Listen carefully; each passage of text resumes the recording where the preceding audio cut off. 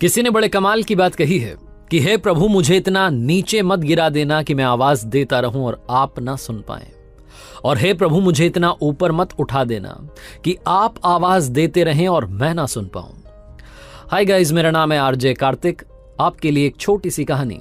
ये कहानी एक घुड़साल के कस्तबल के मालिक की, जिसके पास में बहुत सारे घोड़े थे, लेकिन उम्र के ढलान के साथ में उम्र जाती जा रही थी और घोड़े भी कम होते जा रहे थे। उसके पास में एक ऐसा समय आया कि सिर्फ 2 घोड़े बचे थे।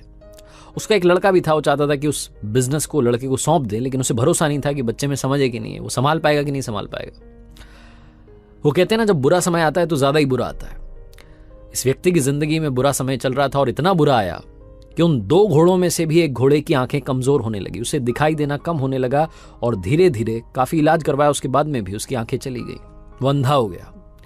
अभी जो 2 घोड़े थे ये साथ साथ जाते थे बाहर किसी काम से, तो वापस नहीं आ पाते थे। एक तो पहुंच जाता था, दूसरा वाला रास्ता भटक जाता था। इस आदमी को बार बार उसे ढूंढने के लिए जाना पड़ता था। ये परेशान रहने लगा था। एक दिन उदास बैठा हुआ था अपने अस्तबल में, तब इसका लड़का आया। उसने देखा कि पापा उदास हैं, तो उसने पूछा कि पापा क्या हुआ।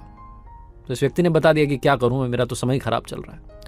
उस लड़के ने इस व्यक्ति को एक बहुत ही बेसिक सा आइडिया दिया, बहुत सिंपल सा आइडिया। उसने बोला कि पापा आपके दिमाग में आइडिया क्यों नहीं आया, बहुत सिंपल सी बात है, जो घोड़ा सही है उसके गले में घंटी बांध दीजिए।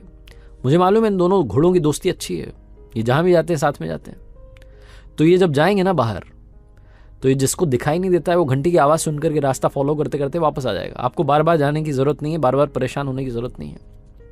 ये आदमी सोचने लगा कि इसको ये सिंपल सी बात क्यों नहीं आई दिमाग में। इसने वही किया, जो सही घोड़ा था उसके गले में घंटी बांध दी।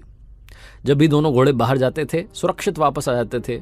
जो घोड़ा सही था, जिसको दिखाई देता था, जिसके गले में घंटी बंधी थी, वो इस बात का ध्यान रखता था कि पीछे वाला जो है, जिसे दिखाई नहीं देता है, वो चल रहा है कि नहीं चल रहा है, साथ में मेरे साथ आया कि नहीं आया, उसको साथ साथ लेकर के पहुंच जाता था।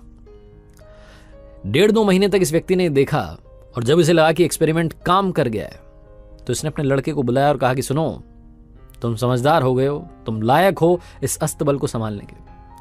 और कहने लगा कि जब मैं तुम्हारी एज का था, मेरे पास में बहुत सारे घोड़े थे, ये घुड़साल भरी हुई थी। अब तुम्हारी जिम्मेदारी है कि इस बिजनेस को दोबारा से खड़ा कर दो। तुम्हें आज से ये बिजनेस सौंपता हूं। कहानी तो खत्म हो गई है, छोटी सी कहानी है, लेकिन ये कहानी घुड़साल की, घोड़ों की, घंटी की नहीं है। ये कहानी आपकी और हमारी है। अस्तबल का मालिक यानी कि वो ऊपर वाला जो हम सब का मालिक है।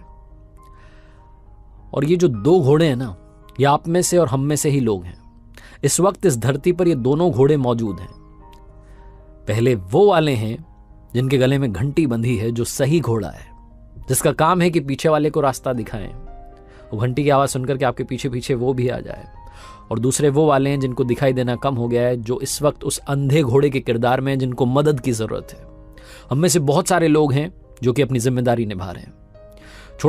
छोटा सा काम है, छोटी सी बात है जो आपके साथ शेयर करना चाहता था कि अगर आप सक्षम हैं तो ये मान के चलिए कि ऊपर वाले ने आपको वो घोड़ा बनाया है जिसके गले में घंटी बंधी है, जिसकी जिम्मेदारी है कि उस पीछे वाले घोड़े को रास्ता दिखाएं।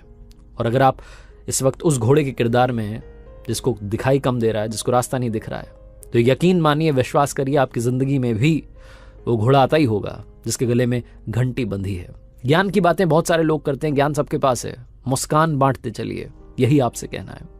एक बार फिर से कहूंगा, ऊपर वाले के आशीर्वाद के साथ, अपनी सच्ची मेहनत के साथ और अपनों के प्यार के साथ कर दिखाओ कुछ ऐसा कि दुनिया करना चाहे आपके जैसा।